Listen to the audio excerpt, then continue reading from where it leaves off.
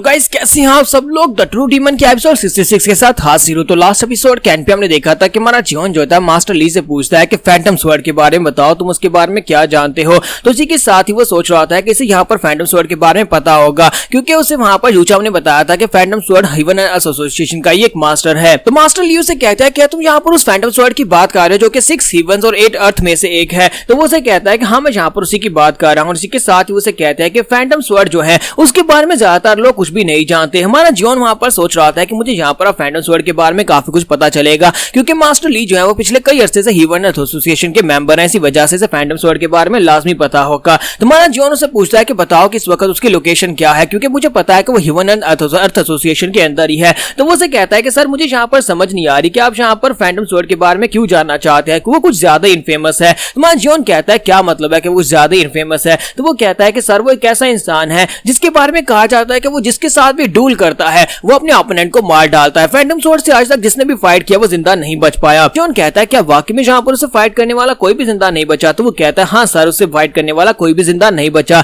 इसी वजह से जो लोग भी इसके बारे में जानते हैं, जिन लोगों ने भी उसे देखा हुआ है, वो सभी लोग मर चुके हैं। एक दिन अचानक से फैंटम स्वॉर्ड कहीं से अपीयर हुआ और जहां पर आने के बाद उसने हमारे मार्शल आर्टिस्ट के साथ फाइट की। हमारे बहुत सारे पावरफुल मार्शल आर्टिस्ट को उसने मार डाला और उसके बाद पूरी म्यूरियम अलायंस में उसका नाम हो गया। सभी लोग उसे फैंटम स्वॉर्ड के नाम से जानने लगे। तुम्हारा जियोन उसकी बात सुनने के बाद और भी हैरान होता है और कहता है कि ये क्या, ये तो कह रहा है कि जहां पर उसे ढूल करने वाला कोई जिंदा नहीं बचता। फिर हमारे मैनर मास्टर यानी मॉक फैमिली के जो मैनर मास्टर है उसकी बॉडी के ऊपर जो निशान बना हुआ था वो उसने कहा था कि फैंटम स्वॉर्ड ने दिया है। तो अगर उसने फैंटम स्वॉर्ड से फाइट की थी तो वो जिंदा कैसे है। जियोन कहता है क्या फैंटम स्वॉर्ड के बारे में कोई भी नहीं जानता और क्या कोई भी उसे फाइट करके जिंदा नहीं बचा। तो वो कहते हैं नहीं, एक बंदा है, एक बंदा जो कि हमारी हेवन एसोसिएशन का एक मास्टर है, उसके बारे में कहा जाता है कि वो यहाँ पर उसे फाइट करके जिंदा बचा था। उसे यहाँ पर बहुत ही पावरफुल टोड पॉइजन किंग कहा जाता है। हमारी एसोसिएशन के अंदर 5 किंग्स हैं, जिनमें से मास्टर सून भी एक किंग है। तो वो 5 किंग्स में से एक था और उसने यहाँ पर फैंटम स्वॉर्ड से फाइट की थी। फैंटम स्वॉर्ड के यहाँ पर से डिसअपियर होने से पहले आखिरी बार उसी ने उसके साथ फाइट की थी, यानी टोड पॉइजन किंग ने उसके साथ फाइट की थी।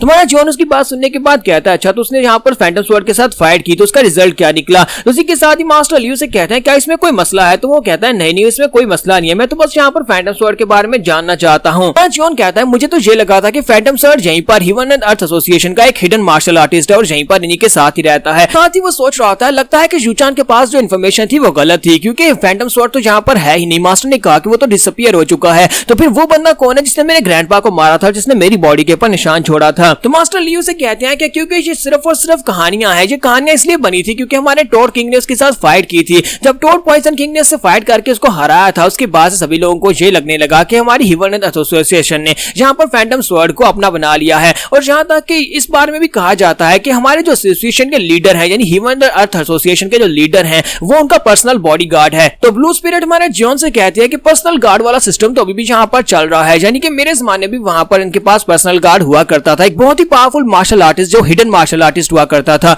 वो अक्सर ऐसे बॉडीगार्ड्स को यूज करते थे अपने गंदे काम करवाने के लिए। जियोन कहता है कि इसका मतलब यह है कि कोई भी इस फैंटम स्वॉर्ड के बारे में कुछ भी नहीं जानता। तो वो कहते हैं हाँ ऐसी बात है, और अगर यहाँ पर कोई फैंटम स्वॉर्ड के बारे में जानता है तो वो टोड पॉइजन किंग हो सकता है, क्योंकि उसने उसके साथ फाइट की थी और वो जिंदा बचा था। तुम्हारा जियोन कहता है अच्छा ठीक है, तुम्हारा बहुत बहुत शुक्रिया। फिर साथ ही वो कहता है कि अब मैं यहाँ पर तुमसे अगला सवाल पूछने वाला हूँ। तो वो कहता है मुझे ये बताओ कि कॉर्प्स ब्लड वैली का मकसद क्या है, यहाँ पर इन ट्रायल्स का मकसद क्या है। इसके साथ ही नेक्स्ट सीन जो होता है फिर से यूचान का दिखाया जाता है कि यूचान अपने रूम के अंदर बैठा होता है, कल्टीवेट कर रहा होता है। कल्टीवेशन करते करते वो ब्रेक थ्रू कर लेता है, हालांकि उसे बहुत ज्यादा दिक्कत हो रही होती है। साथ ही साथ यहाँ पर मास्टर ली जो होते हैं वो कॉर्प्स ब्लड वैली के इस कंपटीशन का मकसद बता रहे होते हैं। वो जियोन से कहते हैं कि हमारे इन टेस्टिंग का मतलब यह है कि सिर्फ और सिर्फ यहाँ पर से जितने बच्चे लाए गए उनमें से टैलेंटेड बच्चों को चूज करना है। तुम्हारा जियोन कहता है लेकिन तुम उन्हें चूज करके करोगे क्या। तो वो कहता है कि उन्हें चूज करने के बाद यहाँ पर उन्हें मौका मिलेगा हमारे 5 किंग्स में से किसी एक का डिसाइपल बनने का, या फिर यहाँ पर जो फेमस सेक्टर्स के लीडर हैं उन सेक्टर लीडर्स के डिसाइपल बनने का, या फिर यहाँ पर हमारे पास जो एसोसिएशन लीडर हैं वो खुद यहाँ पर उनको ट्रेन करेंगे, यानी कि उनका डिसाइपल बनने का मौका मिल सकता है।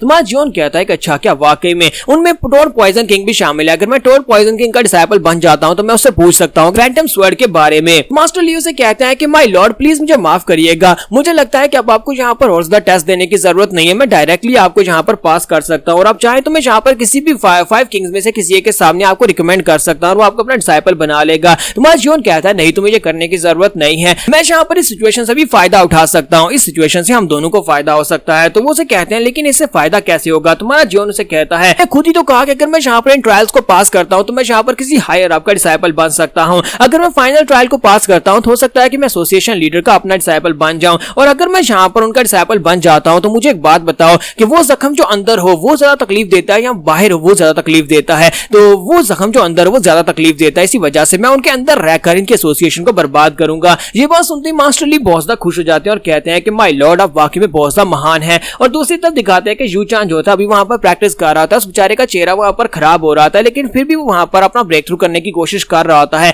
ताकि वो कंप्लीटली वहां पर ब्रेक थ्रू करने के बाद अपनी पावर्स को स्टेबल कर ले। और वो काफी ज्यादा गुस्से में होता है और कहता है कि मॉक ग्योंग वुन मैं तुम्हें बिल्कुल भी नहीं छोड़ूंगा। उसी तरफ हमारा जियोन सोच रहा था कि मैं बहुत ही जल्दी यहाँ पर टोड पॉइजन किंग का डिसाइपल बन जाऊंगा और उसके बाद फैंटम स्वॉर्ड से अपनी इंफॉर्मेशन निकलवाऊंगा, लेकिन उसके लिए जरूरी है कि मुझे यहाँ पर फाइनल ट्रायल में जाना होगा। फाइनल ट्रायल में जाने के लिए जरूरी है कि बाकी कंपटीशन को खत्म किया जाए। इसी के साथ ही नेक्स्ट सीन जो होता है उनके रूम का दिखाया जाता है, जहाँ पर हमारा जियोन जो होता है वो अपने बंदे खिन रहा होता है और कहता है कि ये क्या, इनमें से तो एक बंदा फालतू हो गया, हमें तो सिर्फ टीम में 8 लोग चाहिए थे और यहाँ पर 9 लोग हैं। जियोन जो होता है वो हार रैंक से कहता है कि अब ये क्या है, मैंने तुम दोनों को कहा था कि सिर्फ और सिर्फ पूरे लोग लेके आने हैं। तो वो उसे कहते हैं कि मुझे लगता है कि यहाँ पर जो ग्योमसा ने किया है वो यहाँ पर एक ज्यादा बंदा ले आया है, और इसी के साथ ही वो ग्योमसा की तरफ देखता है क्योंकि उसकी बॉडी के अंदर डिमोनिक मॉन्क होता है और वो यहाँ पर इतना भी समझदार नहीं है। तुम्हारा जियोन कहता है अच्छा ठीक है, ये कोई बड़ा मसला नहीं है। वो उनसे कहता है कि तुम में से एक को यहाँ पर से जाना होगा, ठीक है, तुम में से एक यहाँ से चले जाओ। और इसी के साथ एक लड़का वहां पर से निकलता है और उसे कहता है कि तुम्हारी हिम्मत कैसी हुई हमें ये कहने की हम में से कोई एक यहाँ पर से चला जाए। तो जियोन उसकी बात से काफी हैरान होता है और कहता है कि अब ये क्या हो रहा है।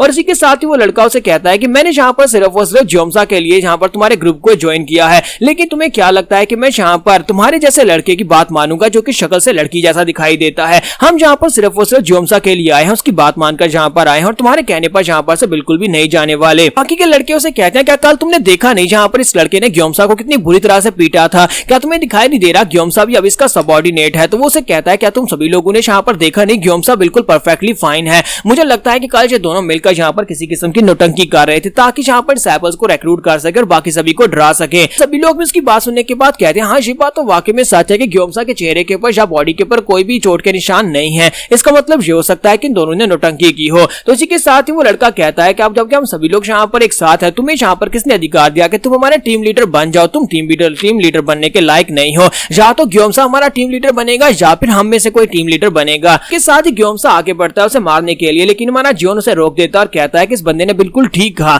यहाँ पर मेरे पर भरोसा नहीं करते, ये मुझे अपना टीम लीडर नहीं समझ रहे। तो फिर साथ ही हमारा जियोन कहता है कि बताओ कि मैं यहाँ पर किस तरह से साबित करूं कि मैं तुम्हारा टीम लीडर बनने के लायक हूँ, क्या मुझसे फाइट करना चाहोगे? तो वो लड़का कहता है हाँ क्यों नहीं, चलो फिर फाइट करते हैं। जैसे ही वो फाइट करने का कहता है इसी के साथ ही हमारा जियोन अपने हाथ को सामने करता है, अपने रिचुअल ऑफ अटैचमेंट को यूज करते हुए उसको अपनी तरफ खींचता है और उसको खींचने के बाद उसको सर से पकड़ता है और वहीं पर ग्राउंड के ऊपर पटक देता है। तो जब हमारा जियोन उसे खींचकर वहां पर ग्राउंड के ऊपर पटकता है इसी के साथ ही फाइट वहीं पर खत्म हो जाती है क्योंकि वो लड़का बेहोश हो जाता है। तो हमारा जियोन कहता है ये क्या, ये फाइट तो यहीं पर खत्म भी हो गई, मुझे तो लगा था कि यहाँ पर मजा आएगा। और बाकी के सभी लोग बहुत ज्यादा डर जाते हैं और कहते हैं ये क्या हुआ, यहाँ पर तो ये लड़का इतनी आसानी से हार गया, इसका मतलब यह है कि ये लड़का बहुत ज्यादा स्ट्रॉन्ग है। तो हमारा जियोन उनका खड़ा हो जाता है और कहता है अब क्या किसी और को यहाँ पर कोई कंप्लेन करनी है? तो वो कहते हैं नहीं हमें किसी से भी कोई कंप्लेन नहीं करनी। तो जियोन कहता है तो फिर ठीक है चलो जल्दी से अब यहाँ पर स्टार्ट करते हैं। वो कहते हैं कि अब यहाँ पर तुम क्या स्टार्ट करने वाले हो? इसी के साथ ही हमारा जियोन सबसे पहले उसी लड़के की जो नीचे गिरा होता है उसकी टांग तोड़ देता है और कहता है अब से हम लोग जहाँ पर एक ही मिशन है, जब तक यहाँ पर थर्ड ट्रायल स्टार्ट नहीं होता बाकी के सभी टीम मेंबर्स जितने भी हैं हमारे 8 के अलावा बाकी सभी की टांगे और बाजू तोड़ डालो ताकि कोई भी हमारे अलावा इस कंपटीशन में हिस्सा लेने के लिए आगे ना आए। जहाँ पर हम लोग अपनी एपिसोड 66 का एंड करेंगे और नेक्स्ट एपिसोड में देखेंगे कि इन सभी की टांगे तोड़ने के बाद भी यहाँ पर हमारा जियोन जो है वो थर्ड ट्रायल को हार जाएगा और वो कैसे होगा ये हम लोग नेक्स्ट एपिसोड में देखने वाले हैं।